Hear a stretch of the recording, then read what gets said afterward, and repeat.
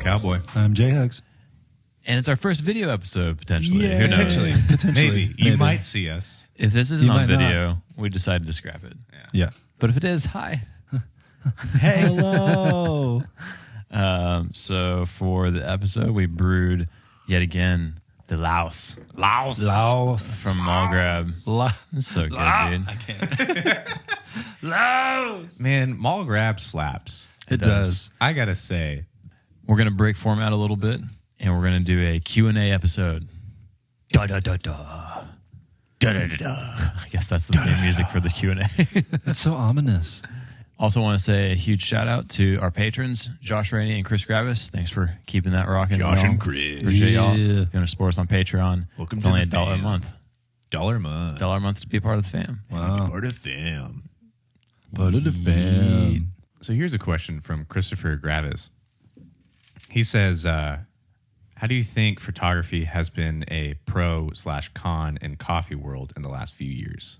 I think, like with all forms of art, things progress over time for what people expect from them. And I feel like coffee photography was like the OG Instagram. You know what I mean? Mm-hmm. It was like people were Yeah. just taking pictures of their coffee. Right. Like a decade ago. Yeah. Coffee photography in the last couple of years, I think, has taken on more of like in the same way that a lot of other photography has, a very stylized genre. So like Journey, for example, I don't know if you guys know who Journey is, but he just did like the Journey Pour Challenge, which was very much like an Instagram-based coffee photography competition, which was pretty cool. It was fun. Yeah. I don't know if there's any cons to it at all. I think the only con that it potentially produces is for people that maybe want to shoot the types of photos that they see and don't have the gear to make that happen. That's the only con that I see. Same. Yeah. I think for like the community aspects of things, coffee shops have been able to really showcase what it's like to be at their shop because of Right. You get a feel for like their aesthetic and Yeah. stuff. Yeah. You know, Because it's different everywhere. I mean, when people, when they're looking at like restaurants to go to, what do? You go to their Instagram, you look at their photos, and I mean, I don't know if you guys do this, but if I go to their Instagram, if I look at their photos and all I see is just the food, Right. First off, I'm like, wow, that looks amazing, or maybe it doesn't, but I'm like, that looks great. What does the place look like? Yeah. What I mean, because it doesn't always matter, but sometimes like you're like, I want to go to a place with a nice aesthetic or whatever. Maybe you're going on a date, or maybe you're going out with friends, and you're like, maybe it's like a birthday or something. You're like, I want a place that looks cool. You want both. That had Good food and Put your hands together. I want girls on bread. I have no idea what that reference was. Ben and I, friends. Oh, okay. Ben and I can speak full sentences and friends codes. It really is impressive. Yeah. This is my personal take on like photography. Someone who like does like works in like film and TV industry. I do more stuff that involves lighting, right? Right. But I do camera op here and there. And I do photos on the side for stuff. Photo for me is more of a hobby. But when I pick up a camera, for me,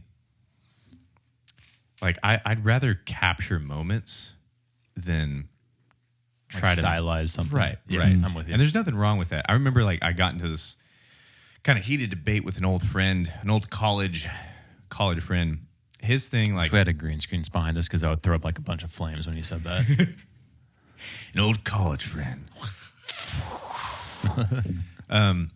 But so like we would kind of get in these debates where like anytime I would take a photo, like he's a great photographer. Dude's amazing at what he does. But anytime I would take a photo, he would always like bring up the question, like, I'd be like, oh, look at this photo I just took, like trying to make him proud, trying to be like, oh, look, my stuff's pretty good, right? And he's like, oh yeah, what story are you telling here? Yeah. And I'm just like, story, I'm just capturing a moment. Right. What the crap? So I was always like, and I think it's just the different types of photographers. Yeah. Absolutely. So I think when it comes to coffee photos, I think that's more stylized stuff, and that works with that because if you're going to capture a moment in that, it's mainly just going to be more about people enjoying the coffee, and that's different, Which, to be honest, I find to be more intriguing than like the stylized setup coffee pour shots. Yeah, same. exactly. There's a time and place for those for sure, but they all start to look the same to me. Yeah, like it's cool to see it, but it's not like, oh, I want to be there. Yeah, right. You know, Yeah. Something that makes you want to be there. like if there's people Way there more enjoying the thing, that makes me want to be there. Mhm. You know, it's like, oh, I want what they have. Yeah, That's same. good. Yeah. Yeah. I like the question though. Thanks, Yeah. Chris, one of our Yeah. patrons there. Thanks, Well, dude. well done. What's up? All right. Casey Connell, y'all ever tried that cat poop coffee? It freaks me out that people are drinking it. No. Oh, Cat no. what coffee? Okay. The cat poop coffee. Yeah, there's a certain type of cat that there's a certain type of cat and or monkey actually where they will eat the bean and it'll pass through them. Obviously, they clean it, sterilize it the whole bit, and it does something to the bean, makes it really good. And it can go for like $100 a bag. I remember this. Mhm. Me and when I was working at White Rhino, me and some coworkers had this conversation, and I had the same reaction. I was Yep. like, "I'm sorry, I remember. we're doing what now?" I thought you were going to say one of my coworkers had a cat. Yeah. They tried to pass the One of my coworkers would always offer me their homemade coffee, and I don't know. It's just I'm super curious if anyone has ever tried that with a house cat. They were like, Oh. I'm not paying $100 for that. I got pound. my own cat. I've got my own cat. Yeah, I don't know. I feel like I don't know. But yeah, I had this lady when I worked at Buongiorno's. Buongiorno. Buongiorno. Arrivederci. cutlery. Name the movie. Friends. I don't, No. Oh, sorry. It's not a movie. But this lady, she met this guy there, and one of them worked in the airlines, and then she had a bag, and she was like, "Oh yeah," and she was telling me about it, and she was like, "Yeah, it's passed through like a cat," and I was like, "What? I don't." Well, yeah, she was like, "It's like $100," and I was like, granted, this was like 7 years ago, but I do want to know if it does taste good. a lot of I have been told Just it tastes good. I don't. Just Yeah. good. I just need to know if it People tastes are good. drinking it, and they're like, "Oh, this tastes like." No, But it's $100, so I'm going to drink it. Yeah, Yeah. yeah. You ever go to those places where it's like, okay, I do this with steak a lot. Anytime, this is why I don't like if I go out somewhere, I never order steak because I'll always be like, I can make a way better steak at home, Yeah. like every time, like you know, and maybe that's just my taste.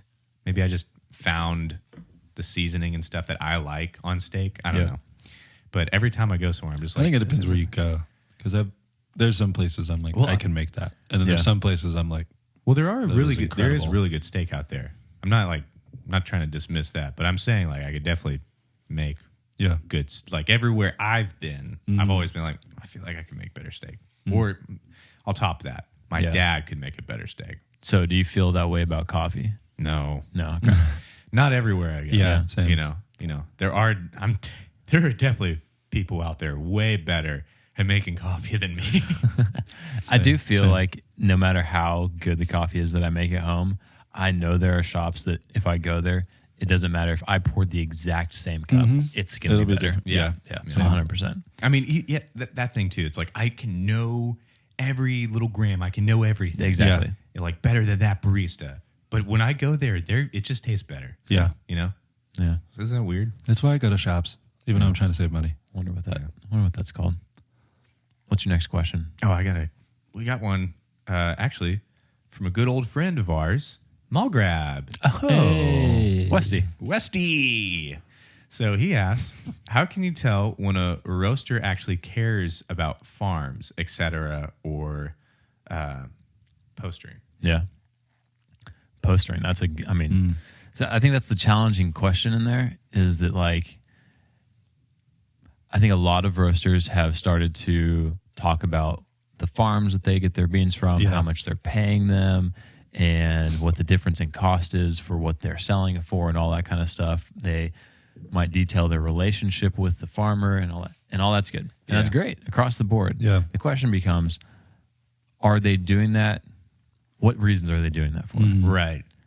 Now, I think one of the largest roasters in the world, one of the most famous coffee roasters is Onyx. And for the longest time, they have done a really great job at caring for their farmers Yeah. and showcasing that type of information. We are farmers. Bum, bum, bum, bum, bum, bum, bum.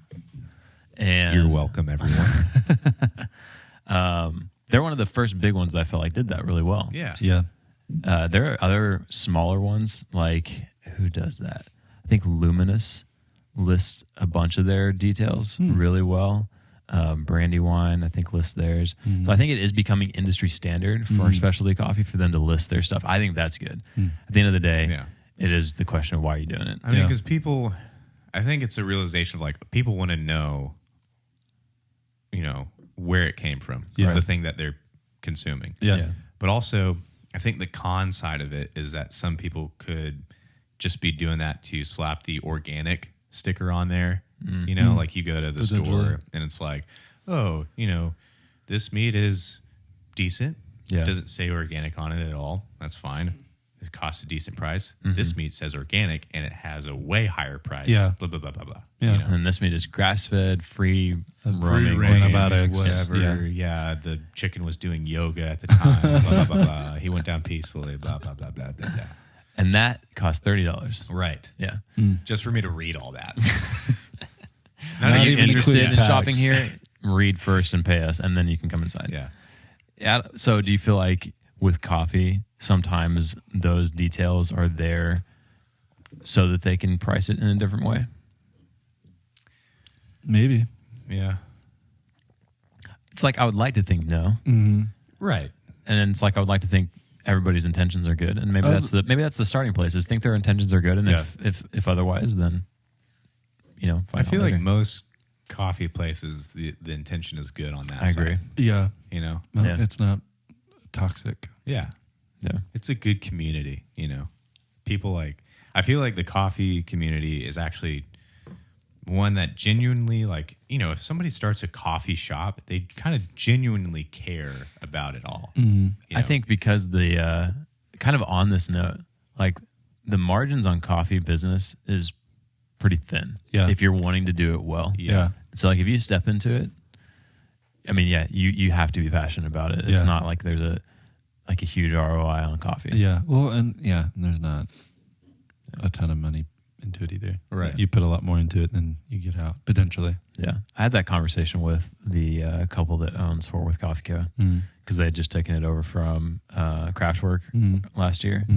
And they were just talking about, we've got our family and we've got baristas and then we've got all the product as well Yeah. that we've got to kind of work through all of those things and how to support us, how to support our employees and how to have a good product for our customers. Yeah. And I feel like it's a community that really cares about what they're doing, which is, I think is really cool. Yeah.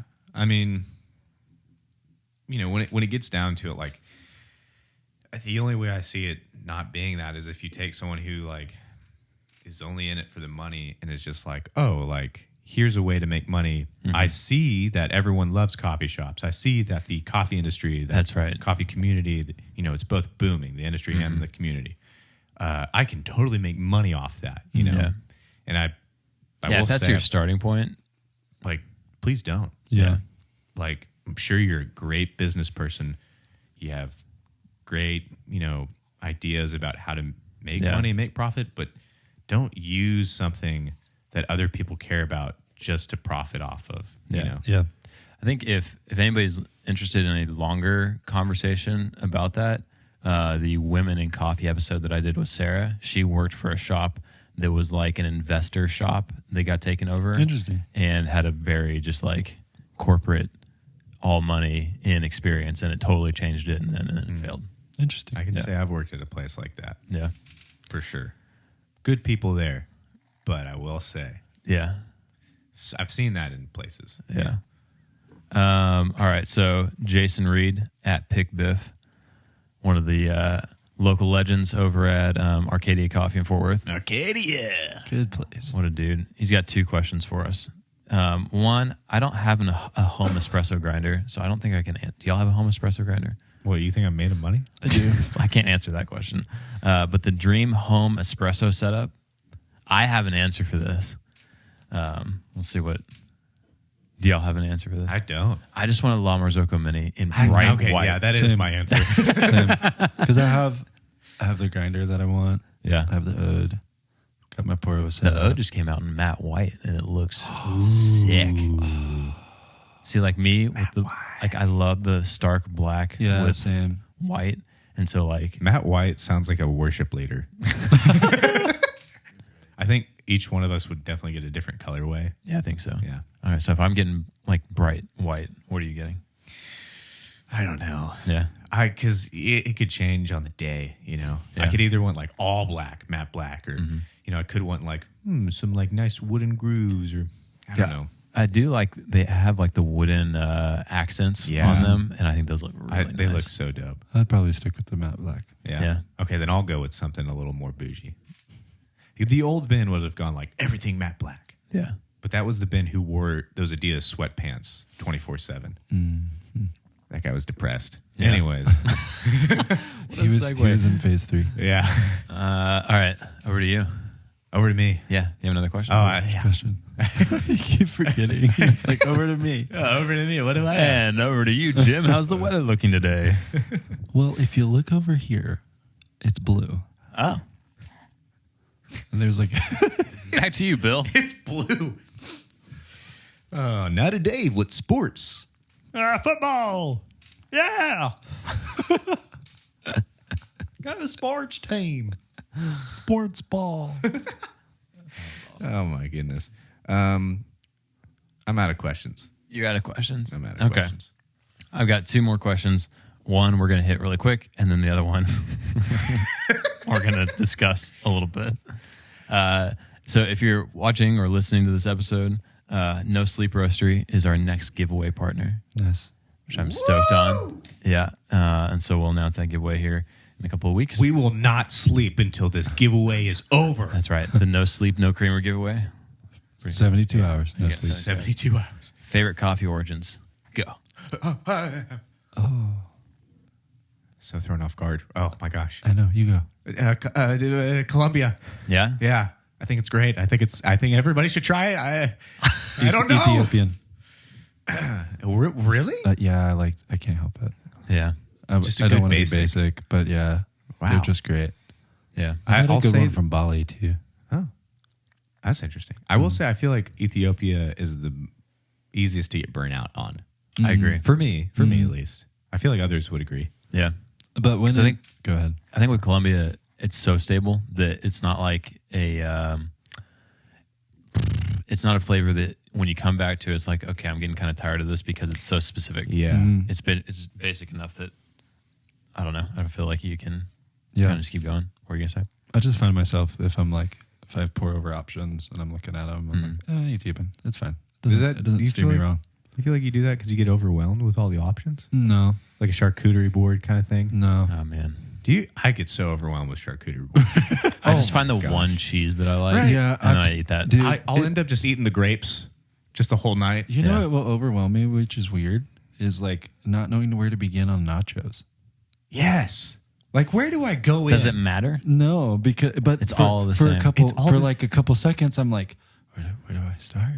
Or do you start? Do I start on the edges with like it the kind less of cheese? depends Do I go how it's straight for already the laid middle? out. Okay. And so Here's my rule of thumb with nachos. I find the chip with like just enough of an Yeah, edge that I yeah. can grab with the most cheese. Yeah, That's yeah. the qualifier for the first bite. Yeah, Most same. cheese with enough grab. same. Yeah. Speaking of nachos, throwing it back to experimental foods. I'm hungry. Did you guys ever?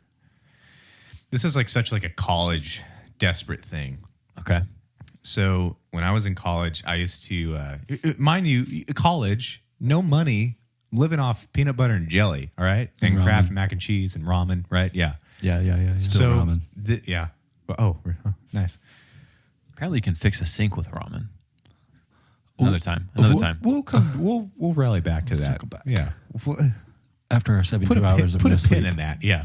After no sleep. No, after no sleep. Hashtag. Hashtag no sleep. So, anyways, here's what I used to do. I'm so ashamed of this now, but it slapped at the time. You take a bowl, you put Doritos in it. All right, you put a ton of Doritos. You get cheddar sliced cheese, like the string cheese kind of stuff. You crumble it all over. Just sprinkle that all over. Get it in crevices. You might have to do Dorito layer cheese, to get it like Are you mixed saying in. Dorito? I'm hearing a J. Dorito. Dorito. Dorito. Dorito. Doritos are supposed to crunch. Man. Anyways, gosh, I don't know how to speak. So you take this, you have this recipe now, and you're like, oh, okay, so what? That's it? No. You go to the microwave and you put that sucker in the microwave for like 30 seconds, maybe a minute if it needs more, and that's your nachos for the night. Interesting. And then you can get spicy with it. You can add whatever else you want. Sriracha. Yeah, don't honestly, know. whatever you want to do. But that was the highlight of the snacks in the dorm room. Yeah. That does sound pretty good. Yeah. Put some Frank's red sauce on there. Ooh, Frank's Red. Put that on everything. Yeah. Yeah, I just created a dangerous whirlpool for everybody to fall into. I'm sorry, but you guys are trapped now. So There we enjoy. go. Burundi is my favorite. It has been in the last 6 months or so. Nice. I had a micro lot Burundi from Olympia, and that kicked it off. And So good. they don't have it anymore, but I found a Burundi from Dune. That's really good. Dune. I'm seeing it tomorrow night. Fantastic. I know. I So said we I was can have gonna it see next week. Yeah, we'll We'll have it finally next talk week. about it. All right, last question. Why does coffee make you poop? Ah, I had to look up an article on this because such a good. we all know question. that it does. Absolutely. Yeah. We finished the episode in about an hour. There you go. Okay. Yeah. So, why does coffee make you poop? Coffee is a natural stimulant that helps you stay alert. It may also stimulate the urge to poop. Several studies have shown that it can activate contractions in your colon and intestinal muscles. Contractions in the colon push contents towards the poop tract, which is the final section. And there you have it. So it just pushes everything down. Correct. And tells your brain like, "Hey, brain, what, brain, what? It's me, coffee. Oh, hey, what? Come closer. I'm so close. We're right in each other's face. What do you want? I got something to tell you. Okay, just say it. You have to poop. Dang it. Yeah, There you have it. there you have it. And then you have to poop. For And then me, you it's have to not that subtle. No, No? it's like, I'll be hey, I'm working. coffee. Like Buster. Yep. Hey, Yep. you guys have to poop right now. I'll be working and it's like, go! Oh my gosh. Flush it out. Get it out of here. Coffee is like the cops at the party, just busting down the Yeah. door. Yeah. Get out. Get now. out now. I've never been at a party where that's Kombucha does a I haven't similar either. thing too. Really? It can. happened. I don't drink kombucha, so I don't know. Yeah. I do if I'm like under the weather. I don't 'cause think it's a I've- probiotic. Ever had kombucha? There's two different types Not of bad. kombucha. Yeah. There's regular kombucha, and then there's June kombucha. Regular June. I think that's how you pronounce it. I don't know. Regular kombucha is fermented with black tea and sugar, and June kombucha is fermented with green tea and honey. So it's a lot smoother, They both have alcohol in it, right? like trace amounts. Yeah. Trace amounts. Okay. Yeah. Yeah, I've never Very had it. small. It's really good. Yeah, they're both good for you. Yeah. All right. Well, thank you all for sending in the questions for the Yeah. Q&A segment. That was great. Yeah. We thought we might get into more like the relational questions, but we just kind of got coffee questions, which is Yeah. fun. We'll get into questions like that later. There you go. Yeah. Good to see you guys. Yeah, you too, man. Yeah. Good to see your Good to faces. see y'all. Hey, thanks for joining in. Nice to see you. Thanks Come for back stopping soon. by. Yeah. It's like a Mr. Rogers' Neighborhood exit for you. Yeah. Come back soon. Come back soon. What are you doing here? The show's over. Go home. As always, no coffee, sorry to make this episode because this is No Creamer. Hey.